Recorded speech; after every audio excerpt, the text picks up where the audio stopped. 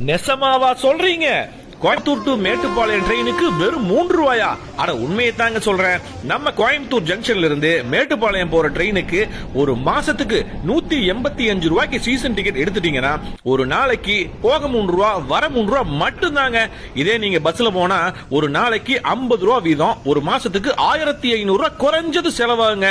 இந்த ட்ரெயின் கோயம்புத்தூர்ல இருந்து காலையில 9:35, 11:50, 3:45, 5:55, அதுக்கப்புறம் நைட்டு 8:25 கிளம்பி வடகோவை, துடியலூர், பெரியநாயக்கன்பாளையம், காரமடை அப்படின்னு 4 ஸ்டாப்பிங்ல நின்னு கடைசியா மேட்டுப்பாளையம் ரீச் ஆகுதுங்க.